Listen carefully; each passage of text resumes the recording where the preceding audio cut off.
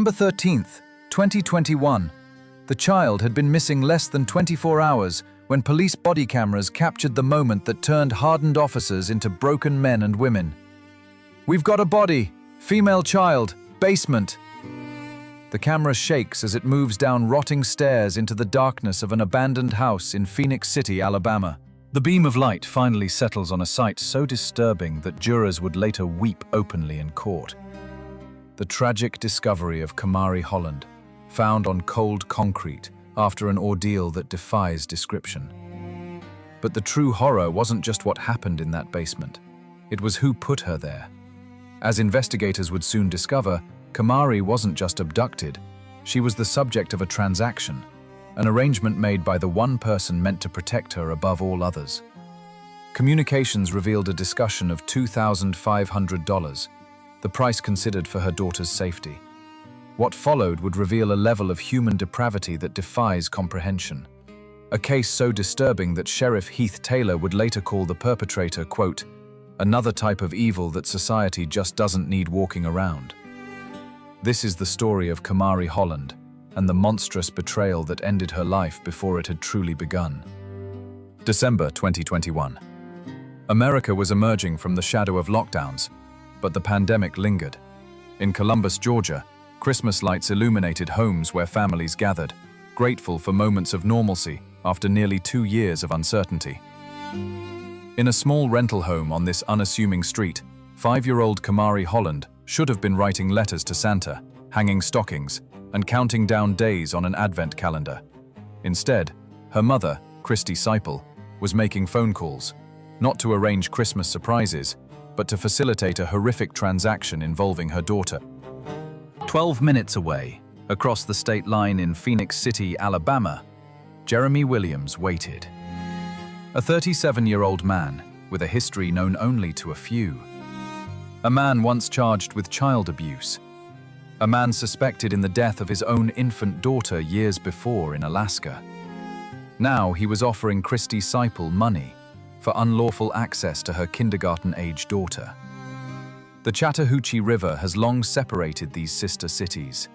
Columbus, the Georgia military town trying to reinvent itself, and Phenix City, Alabama, once so corrupt, the National Guard was called in to restore order in the 1950s. On this December night, a car crossed from one state to another, a small child inside, unaware of what awaited her. This abandoned house on 15th Street had once been Jeremy Williams' home, now vacant, its windows broken and yard overgrown. It sat in a neighborhood where residents had learned to look the other way. The perfect place to commit an unspeakable crime that would soon connect these two cities in the worst possible way. By morning, what began as a missing child case in Georgia would become a murder investigation in Alabama. 2 police departments, 2 jurisdictions, 1 horrific discovery. And at the center of it all, a 5-year-old girl, betrayed by the very person meant to protect her from monsters, her own mother. Kamarie Holland was born on November 23, 2016, in Columbus, Georgia. Just 20 days before her murder, she had celebrated her 5th birthday, a milestone that would tragically be her last. From the beginning, those who knew Kamarie described a child whose smile could light up a room. In family photos, that smile appears again and again, genuine, uninhibited. Her father, Kamarie Holland, struggled to find words in the wake of her death, eventually settling on one that appeared in nearly every news article and court statement: precious. It was a word he would repeat throughout the investigation and trial. A father's recognition that his daughter's worth was immeasurable, her life invaluable. A stark contrast to the monetary value her mother had reportedly placed on her safety. Kamarie was part of a large blended family, one of 8 children. While her parents had separated, she remained connected to both sides of her family, particularly cherished by her father's relatives. Like most 5-year-olds, Kamarie found joy in simple pleasures: playing outside, singing along to her favorite songs, drawing pictures. Preschool teachers noted her enthusiasm for learning her eagerness to make friends, her infectious laughter. At 5, Kamarie was just beginning her educational journey. She was learning to write her name, to count beyond 20, to recognize simple words. Her teachers saw potential, a bright mind developing day by day. Her family had dreams for her, dreams that extended far beyond the confines of her modest Columbus neighborhood. In victim impact statements read during Jeremy Williams' sentencing, Kamarie's first cousin stated he had never met a child who smiled as much as Kamarie. That smile, captured in photographs and burned into the memories of those who loved her, would become her legacy. What Kamarie could not possibly understand was the danger that lurked within her own home. The mother she trusted implicitly was making decisions that would put her directly in harm's way. As Kamarie played with toys and practiced writing her name, adults around her were orchestrating a betrayal beyond comprehension. This is the last known photograph of Kamarie Holland, alive. Taken in early December 2021, it shows her smiling. That same unmistakable smile that family members would later describe in court. Within days of this image being captured, she would be gone. Her future was erased by the very people meant to safeguard it. Behind Kamarie's bright smile lay a fractured family dynamic that would ultimately leave her vulnerable to the worst kind of betrayal. Kamarie Holland and Kristy Siple had separated while Kamarie was still a toddler, beginning a complicated custody arrangement that would have fatal consequences. While the full details of their custody arrangement remained sealed in family court records, what emerged during the murder investigation painted a troubling picture. Despite concerns about Kristy Siple's lifestyle, she maintained primary physical custody of Kamarie. Neighbors would later tell investigators that Siple's home saw frequent visitors at odd hours. The revolving door of adults in and out of the house created an unstable environment. Court records released after Kamarie's murder revealed disturbing information. Kristy Siple had been on the radar of child welfare authorities before. While specific case details remained confidential, Russell County Sheriff Heath Taylor confirmed that there had been previous concerns about Siple's parenting. For his part, Kamarie Holland struggled to maintain a meaningful relationship with his daughter despite obstacles. Friends described him as a father who cherished time with Kamarie. In retrospect, there were warning signs in Siple's behavior that might have alerted authorities to the danger Kamarie faced. Social media posts revealed a woman more focused on relationships with men than on her children's welfare. Financial struggles appeared to drive increasingly desperate decisions. Perhaps most alarming was Siple's connection to Jeremy Williams. Investigators would later determine their relationship was transactional. And eventually, that transaction would involve Siple's own daughter. Family members later revealed they had witnessed troubling interactions between Siple and her children, moments where her priorities seemed dangerously misaligned with their needs. Some had even considered seeking formal intervention but feared losing access to Kamarie entirely. The fragmented nature of child protective services across state lines may have contributed to Kamarie's vulnerability. Warning signs observed in Georgia might not have been communicated to Alabama authorities, creating gaps in the safety net designed to protect children like Kamarie. In the final weeks of her life, those who saw Kamarie regularly noticed subtle changes in her behavior. Quieter moments, less frequent smiles, a hesitancy around certain adults. These slight shifts, unremarkable in isolation, would later haunt those who wondered if they could have recognized the danger sooner. By December 2021, the stage was set for tragedy. A mother willing to allow a predator access to her child for money. A man with a documented history of endangering children who was willing to pay. And a system of family courts and child protection agencies that failed to connect the dots until it was far too late. Jeremy Tremaine Williams was born in Alabama in 1984. By the time he crossed paths with Kamarie Holland, he had spent nearly 4 decades cultivating a pattern of behavior that should have set off alarm bells in every community he entered. In 2009, Williams faced his first formal charges of child abuse in Phenix City. For 3 years, he moved through the justice system, ultimately winning acquittal from a jury in 2012. The details of that case would later seem like a grim foreshadowing of what was to come. But the 2009 case wasn't Williams's first encounter with suspicion. In January 2005, over 4,000 miles away in North Pole, Alaska, Williams's one-month-old daughter, Nordia Tremaine Williams, died under circumstances that raised immediate questions. Alaska authorities found the infant had suffered blunt force trauma, but ultimately listed her manner of death as undetermined. Williams refused to submit to polygraph tests or police interviews. The case went cold, but was never forgotten. The abandoned house where Kamarie's body was found wasn't chosen at random. Williams had lived there previously. He knew its isolation. He understood that neighbors in the area kept to themselves. In the communities where he lived, Williams maintained a careful facade. Some described him as quiet, keeping to himself. Others knew him as a man prone to sudden anger. Few were aware of the darkness that lay beneath the surface. His relationship with Kristy Siple began as many do. Casual encounters, shared interests. But investigators would later discover communications revealing a disturbing truth. Their relationship had evolved into something darker, with discussions about exchanging money for access to Kamarie months before the murder.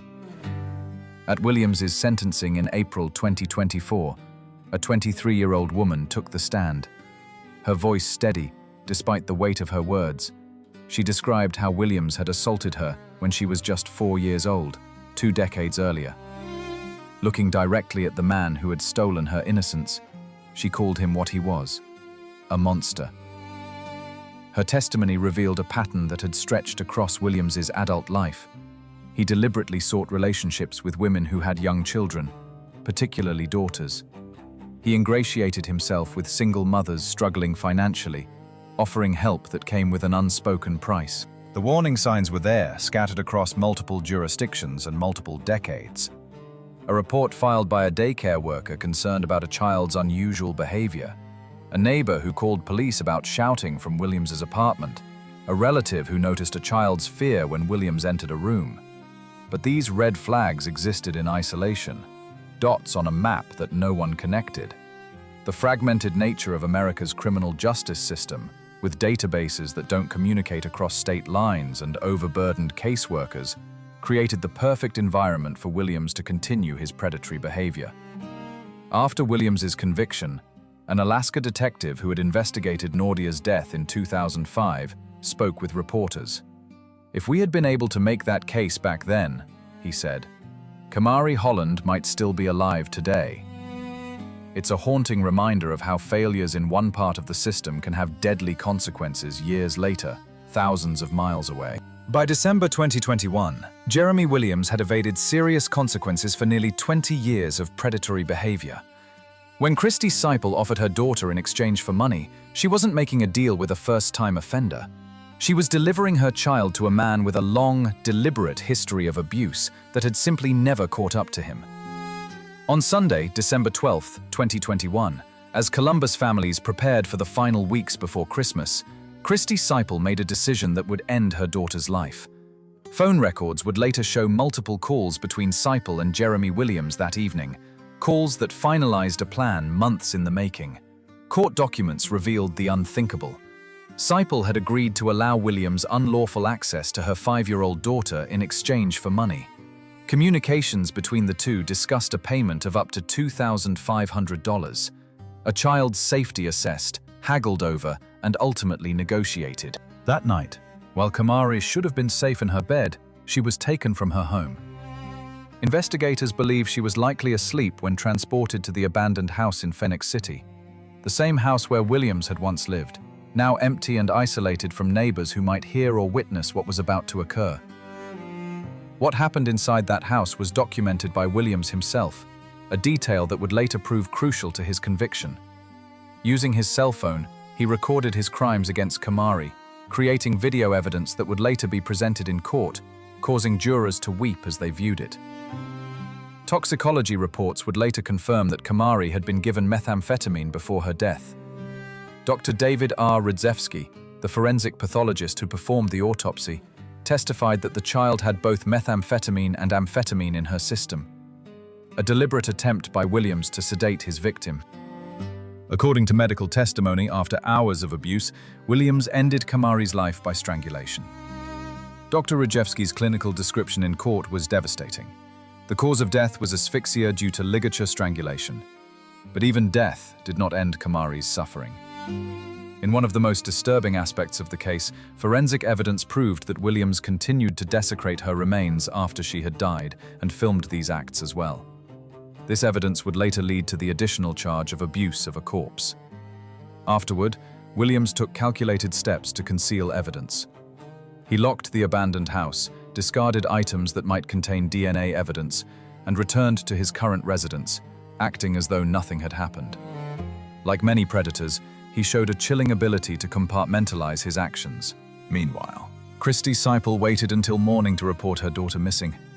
At approximately 6:15 a.m. on December 13th, she called Columbus police, claiming she had last seen Kamarie when she put her to bed around midnight and had awakened to find her gone and the front door open. This fabricated story of a home intrusion and kidnapping would trigger an intense multi-state search, but investigators would soon discover that the person who had taken Kamarie from safety wasn't a stranger who had crept into her bedroom. It was her own mother, who had handed her over to a predator she knew all too well. At 6:15 a.m. on Monday, December 13th, Kristy Siple called the Columbus Police Department, her voice carrying a practiced panic. She reported that her 5-year-old daughter was missing from their home on Bowman Street in Columbus, Georgia. Siple claimed she had last seen Kamarie when she put her to bed around midnight. According to her statement, she woke up at 5:50 a.m. to find her daughter's bed empty and the front door of their home standing open. The classic scenario of a child abduction by an intruder. Columbus police responded immediately. In cases of missing children, especially those suggesting abduction, the first hours are critical. Officers secured the scene, began interviewing Siple and other residents of the home, and started canvassing the neighborhood. By mid-morning, the search had expanded. Police officers went door to door in the neighborhood. Canine units attempted to pick up Kamarie's scent. Locals joined law enforcement to search nearby wooded areas, abandoned buildings, and drainage ditches, anywhere a 5-year-old might be hidden. As the search intensified, Siple appeared before news cameras, playing the role of the devastated mother. She tearfully claimed Kamarie was the essence of her life and that she couldn't process what had happened to her daughter. It was a performance that would later horrify investigators once they learned the truth. Behind the scenes, detectives were already uncovering inconsistencies in Siple's story. Her phone records revealed multiple calls with Jeremy Williams in the hours before Kamarie disappeared. A crucial tip came from someone who recognized Williams's name and informed police about the abandoned house in Phenix City, where he had once lived. By late afternoon, the investigation had crossed state lines. Columbus police coordinated with the Russell County Sheriff's Office in Alabama. A team that included Columbus Police Sergeant Jody Edenfield headed to the vacant house on 15th Street in Phenix City. After dark on the same day Kamarie was reported missing, officers entered the abandoned house. In the basement, they made the discovery they had feared. Sergeant Edenfield was one of the first to see Kamarie's remains, showing clear signs of trauma and assault. At 11:15 p.m., less than 18 hours after Kamarie had been reported missing, what began as a desperate search for a missing child officially became a homicide investigation. Law enforcement now had two priorities: processing one of the most disturbing crime scenes they had ever encountered and locating the man whose connection to the house was already known to them, Jeremy Williams. The discovery transformed the case from a missing persons investigation in Georgia to a murder investigation in Alabama. This created a complex, multi-jurisdictional case that would require unprecedented cooperation between agencies separated by a state line, but united in their determination to bring Kamarie's killers to justice. Within hours of discovering Kamarie's body, law enforcement had already identified their primary suspect. Jeremy Williams's connection to the abandoned house was well established. He had previously lived there, and witnesses had seen his vehicle in the area on the night of December 12th. By dawn on December 14th, less than 30 hours after Kamarie was reported missing, Russell County Sheriff's deputies located Williams at a hotel in Phenix City. The arrest was swift and without incident. a quiet end to the first chapter of what would become an increasingly disturbing investigation. When investigators examined Williams's cell phone, they discovered evidence more damning than they could have imagined. Williams had meticulously documented his crimes, recording videos of the criminal assault both before and after Kamarie's death. Toxicology reports showed both methamphetamine and amphetamine in Kamarie's system, drugs that had been deliberately administered to her. Dr. Rydzewski would later testify that the drugs were likely given to sedate the child during the prolonged assault. As investigators dug deeper, they began to uncover evidence that shattered the image Kristy Siple had crafted as a distraught mother.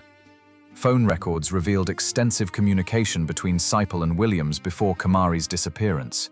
Text messages recovered from Williams's phone suggested a negotiation, a price being set for access to her daughter. Even as she played the role of devastated mother in media interviews, Siple was under increasing scrutiny from investigators. Her story of waking to find Kamarie missing began to crumble, as evidence mounted that she had knowingly handed her daughter to Williams. For 2 weeks, investigators built their case methodically. They tracked every communication between Siple and Williams, interviewed witnesses who had seen them together, and corroborated evidence from both Georgia and Alabama. What emerged was a conspiracy more horrific than anyone had initially imagined. On December 28, 2021, 15 days after her daughter's murder, Kristy Siple was arrested at her home in Columbus. Initially charged with failure to report a missing child, prosecutors would soon add more serious charges: felony murder and human trafficking. The dual arrests brought to light one of the most disturbing aspects of the case. This wasn't a random act of violence by a stranger. It was a calculated transaction between a predator and the one person who should have protected Kamarie at all costs. As Sheriff Taylor would later state, it was, quote, a type of evil that we in society just don't need walking around. In March 2022, a Russell County grand jury formally indicted both Jeremy Williams and Kristy Siple. The charges reflected the full horror of what had happened to Kamarie Holland. Williams faced 8 charges in total, including 4 counts of capital murder, each representing a different aspect of his crime: murder of a child under 14, murder during a kidnapping, murder during a criminal assault, and murder during an additional criminal assault. Any one of these charges alone could result in the death penalty in Alabama. Beyond the murder charges, Williams was indicted for human trafficking, production of obscene material involving a child, and abuse of a corpse. The last charge stemmed from his continued desecration of Kamarie's remains after her death. Kristy Siple's charges were similarly severe: 3 counts of felony murder and 2 counts of human trafficking. As the person who had delivered her daughter to a known predator, she faced the possibility of the death penalty as well. While awaiting trial, Williams's behavior raised concerns. Prison officials placed him on suicide watch for nearly 10 months after he attempted to hang himself with cloth in his cell. In December 2022, he filed a motion to be removed from suicide watch, which a judge denied. On March 13, 2024, in a surprising move, Jeremy Williams pleaded guilty to multiple counts of capital murder, criminal assault, and other offenses. When asked by the judge why he would plead guilty knowing he faced the death penalty, Williams simply stated he wanted to expedite the process. On April 8, 2024, more than 2 years after Kamarie's murder, jury selection began for Williams's sentencing. Despite his guilty plea, Alabama law for capital cases required that a jury hear the evidence to formally render a verdict before proceeding to the sentencing phase. This process ensures that even with a confession, the evidence is evaluated by a jury before the death penalty can be considered. The judge warned potential jurors about the disturbing nature of the evidence they would see, a necessary but insufficient preparation for what was to come. On the first day of trial, prosecutors presented the video evidence Williams had recorded on his phone. The reaction in the courtroom was immediate and visceral. Several jurors openly wept. Others looked away. One asked for a brief recess to compose herself. Forensic pathologist Dr. David R. Rydzewski provided clinical testimony that nonetheless painted a horrific picture. He confirmed Kamarie died from asphyxia due to ligature strangulation and detailed the extensive trauma to her body. He also testified about the methamphetamine found in her system, explaining how the drug would have affected a child of her size. The emotional weight of the evidence affected everyone in the courtroom. Veteran police officers stepped outside during breaks, visibly shaken. Court reporters paused to collect themselves. Even the judge occasionally removed his glasses to wipe his eyes. Meanwhile, facing her own trial and the possibility of the death penalty, Kristy Siple made a different choice. On the same day Williams pleaded guilty, March 13, 2024, she accepted a plea deal. Prosecutors dropped the murder charges, and she pleaded guilty to human trafficking, facing up to 20 years in prison instead of death. After just 3 days of gut-wrenching testimony, on April 12, 2024, the jury reached their verdict. Jeremy Williams was found guilty on all counts. 4 counts of capital murder, plus criminal assault, criminal abuse of a child under 12, production of obscene material involving a child, human trafficking, conspiracy to commit human trafficking, and abuse of a corpse. After the verdict, Kamarie's father told reporters the judgment was well-deserved and urged the court to impose the death penalty. Kamarie was too precious for what happened to her, he said, his voice breaking with emotion. His life compares nothing to Kamarie's. Kamarie's grandmother addressed the devastating permanence of what Williams had done. In a stunning moment, Williams's ex-wife took the stand.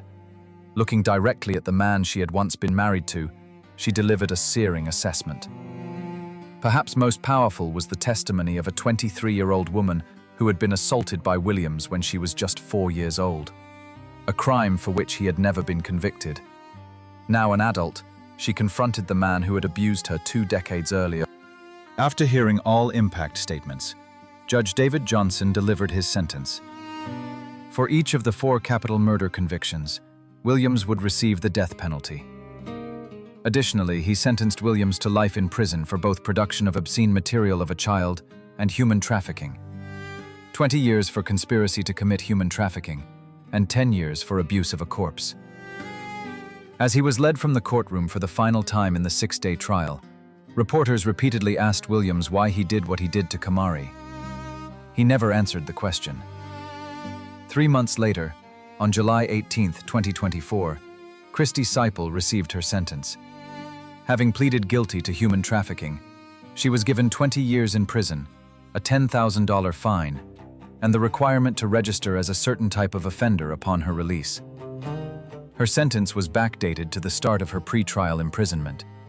For Kamarie Holland, the sentence brought a measure of justice, if not peace. His daughter's killer would never walk free again, but no punishment, however severe, could bring back the 5-year-old girl with the bright smile who had barely begun to live. Russell County District Attorney Rick Chauncey, now 55, reflected on the case that had haunted his office for over 2 years.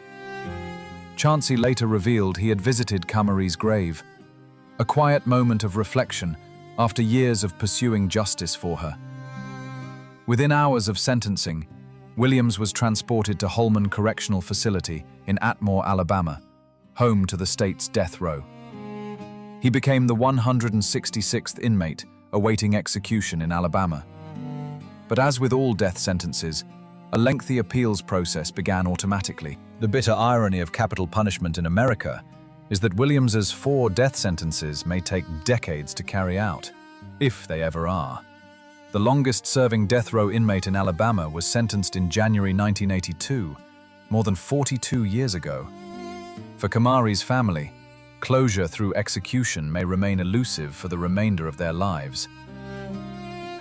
On December 22, 2021, just 9 days before Christmas, more than 200 mourners gathered to say goodbye to Kamarie Holland. The funeral service brought together family, friends, and even law enforcement officers who had worked tirelessly on her case, including Sheriff Heath Taylor and District Attorney Rick Chauncey.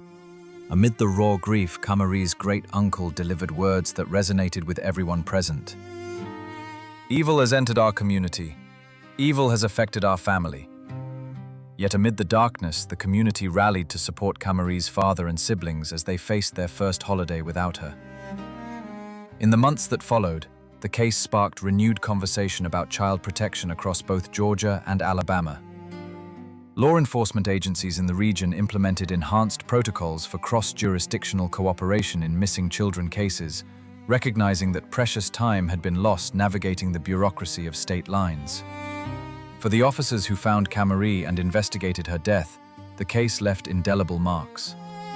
Columbus Police Sergeant Jody Edenfield, who discovered Kamarie's body, later became an advocate for specialized trauma support for officers who work child homicide cases. For Kamarie Holland, keeping Kamarie's memory alive became a mission. In April 2022, still processing his devastating loss, he spoke about the void left in his life. He has since made it his mission to honor her, organizing events to celebrate her life on her birthday. There are balloons, cake, and stories about the 5 short years she had lived.